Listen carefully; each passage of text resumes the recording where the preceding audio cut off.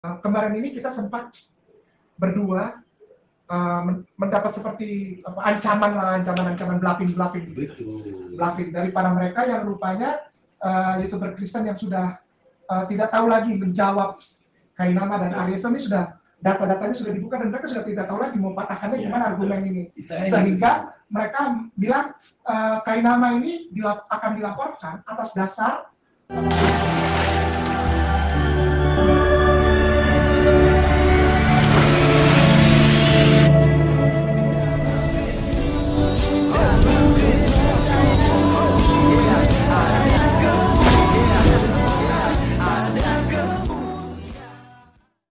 Salam Elhem Bisem Yeshua Hamasiah. Salam damai sejahtera di dalam nama Tuhan Yesus Kristus untuk kita semua.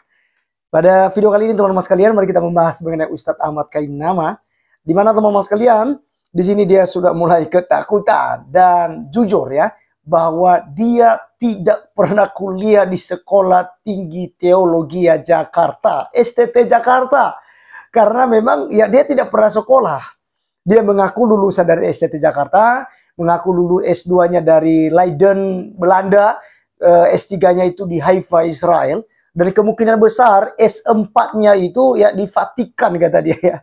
Di Vatikan. Ya dia sekolah di sana, dia tinggal di Turino. Bagi teman-teman muslim yang selama ini mengelu-elukan Ahmad Kainama, ya saat ini tonton video ini, karena di video ini dia mengakui bahwa dia pernah menyelesaikan persoalan itu, bahwa dia itu tidak pernah sekolah dan tidak pernah sekolah teologi, sekolah pendeta, tidak pernah. Oke, bagaimana videonya teman-teman sekalian? Mari kita langsung saja cek videonya berikut ini. Kemarin ini kita sempat berdua mendapat seperti ancaman bluffing dari para mereka yang rupanya YouTuber Kristen yang sudah tidak tahu lagi menjawab Kainama dan Aryeso. Ini sudah data-datanya sudah dibuka dan mereka sudah tidak tahu lagi mau patahkannya gimana argumen ini, sehingga mereka bilang Kainama ini akan dilaporkan atas dasar transmisi atau penyebaran berita bohong bahwa Kainama pernah sekolah. Yang mana masalah ini telah diselesaikan di kantor hukum Brawijaya 9 nomor 3B. Itu pernyataan bahwa saya tidak akan lagi menyebutkan ini dan saya tidak pernah sekolah. Itu sudah ditandatangani di atas meterai dan di kantor hukum juga di Brawijaya tahun 2018. Demikian Kak Kanda. Oke, teman-teman sekalian, inilah yang kita sudah dengarkan dari pengakuan Ahmad Kainama ya. Dan ada yang menarik dari bahasanya. Katanya kami sempat bahas-bahas tentang ya saudara-saudari kita Kristen dan Katolik, kemudian bersama dengan Aristo ya. Lalu YouTuber Kristen itu tidak tahu lagi mau menjawab apa karena mereka sudah bongkar data-datanya katanya. Data yang mana ya dibongkar Ustadz Ahmad Kainama ini? Ya, kita melihat semua omong kosong dan kita sudah jawab loh, banyak YouTuber Kristen ya, ada Andre Tunggal gitu ya. Ada Didit Yuli. Ya, saya ada di channel TV Laskar Kristus dan channel-channel yang lain teman-teman sekalian. Apa yang disampaikan Ahmad Kainama itu kita sudah jawab semua kebohongan. Ngutip ayat lalu ditafsirkan sembarangan. Ya, itu penistaan dan sekali ini dia ketakutan karena diancam mau dilaporkan. Ya, jadi mana sih yang kita tidak bisa jawab dengan pernyataan Ahmad Kainama? Jadi kenapa Ahmad Kainama kemudian ketakutan? Ya, kalau memang sudah lulus dari STT Jakarta, ngapain takut Pak Ustadz? Bukankah itu kebahagiaan Anda dipromosikan? Ya, apalagi kalian bangun hoax yang lain kemarin di Ustadz Ipung Atria, bahwa ijazah Ahmad Kainama itu sudah dicuri oleh gereja, sudah disembunyikan ya, atau mungkin dirampok oleh gereja. Kan bahasanya seperti itu dari Ustadz Ipung Atria, ijazah Ahmad Kainama. Padahal di sini jelas semua terbuka terang benderang saat ini. Ahmad Kainama ketakutan bersama dengan Aristo dan mengaku bahwa tidak pernah kuliah di STT Jakarta. atau tidak pernah sekolah teologi Kristen. Jadi semuanya belajar otodidak dan ya bikin mau-maunya dia aja. Siapapun boleh teman-teman sekalian. Ya, dan data itu dia udah dicek di pangkalan data, ya, di didikti teman-teman sekalian ya. Data didikti itu dicek, itu terdaftar. Kalau sekolahnya terakreditasi dan nama mahasiswanya ada, begitu dicari itu langsung muncul riwayat pendidikannya seperti apa, itu muncul di Ristek Dikti gitu. Nah, kita cari ya nama Ustadz Ahmad Kainama ini ya, Christopher Kainama, itu tidak ada teman-teman sekalian, tidak muncul. Nah, kemudian apakah juga Ahmad Kainama mengakui bahwa tidak pernah sekolah di Leiden, Belanda, dan juga di Haifa ke-1, Haifa ke-2 di Israel, dan bahkan di S4-nya S4-nya itu di Vatikan Roma, tinggal di Turino, ya kurang lebih lah 50-40 kilo lah ya tempat sekolahnya.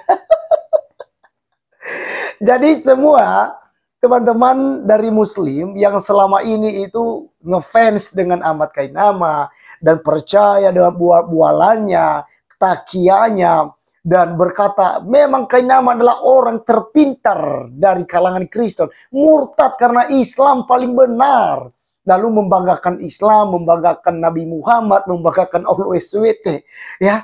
Jadi luar biasa gitu ya. Saat ini siapa yang malu? Ya. Baik teman-teman sekalian, kita dengar ke firman Tuhan dulu dalam Yohanes 8 ayat 44. Firman Tuhan katakan begini. Iblislah yang menjadi bapamu, dan kamu ingin melakukan keinginan-keinginan bapamu. Ia adalah pembunuh manusia sejak semula dan tidak hidup dalam kebenaran. Sebab di dalam dia tidak ada kebenaran. Apabila ia berkata dusta, ia berkata atas kehendaknya sendiri. Sebab ia adalah pendusta dan bapa segala dusta. Jadi Ahmad Kainama ini teman-teman sekalian, kalian bisa simpulkan sendiri apa yang disampaikan di sini. Bapa mula iblis. Karena iblis adalah pendusta dan bapa segala dusta. Jadi jelas teman-teman sekalian, sudah terungkap semua, sudah terbongkar mengenai Ahmad Kainama bahwa tidak pernah sekolah teologi di Jakarta. Dan juga tidak pernah sekolah di Leiden, Belanda. Tidak pernah sekolah di Haifa, Israel. Bahkan di Vatikan tidak pernah sekolah. Karena sampai pada detik ini, Ahmad Kainama belum bisa menunjukkan ijazahnya. Teman-teman sekalian, di akhir video ini, mari kita langsung saja simak tentang pemaparan Ahmad Kainama soal pendidikannya ya selama dia masih di Kristen. Sebelum mu'alaf ya, dapat hidayah dari Allah Subhanahu wa Ta'ala. Sebelum mendapatkan hidayah untuk percaya kepada Nabi Muhammad, ya, dia sekolah S1 di STT Jakarta, kedua di Leiden Belanda, ketiga di Haifa Israel, dan yang keempat di Vatikan ya. Mari kita cek videonya berikut ini. Saya selesai strata 1 dari Sekolah Tinggi Teologi yang ada di Jakarta. Sebuah sekolah tinggi, sekolah yang dipersiapkan untuk menjadikan orang-orang sebagai pelayan di rumah peribadahan saudara kita tersayang, Kristen Protestan. Saya Protestan. Dan saya selesai sekolah itu. Saya tersertifikasi. Ini bukan ria, ini bukan sombong, tapi ini pertanggungjawaban. Agar setiap orang tahu bahwa tidak boleh sembarangan ketika kita mengungkapkan sesuatu tanpa pertanggungjawaban dengan data yang valid, data yang benar, data yang tepat, data yang sah, legal. Saya tersertifikasi dan saya terakreditasi. Pada saat perjalanan itu saya diberangkatkan lagi diizinkan Allah untuk berangkat ke negeri Belanda, ke Leiden. Dan di sana saya selesai, saya tidak di DO. Saya tidak pernah di DO. Sekali lagi, kepada saudaraku saya mau bilang saya tidak pernah di DO. Saya pulang karena tesis saya diterima. Tesis saya diterima dan saya pulang. Sebagai seseorang yang telah selesai pasca sarjana, setingkat strata 2, dengan gelar pulang ke Indonesia Master Teologi Liturgia. Setelah itu baru saya berangkat lagi ke Haifa yang kedua. Pulang dari Haifa kedua saya bersyahadat. Setelah selesai dari negeri Belanda, saya berangkat lagi ke Haifa kedua. Haifa kedua bukan sama seperti Haifa pertama. Haifa yang pertama adalah saya belajar Tanak. Namanya belajar Tanak. Tanak ini Torah, Nevi'im, Ketubim. Ini adalah bagian-bagian penting dari kitab-kitab saudara kita yang tersayang, Kristen dan Katolik. Torah, Nevi'im, Ketubim.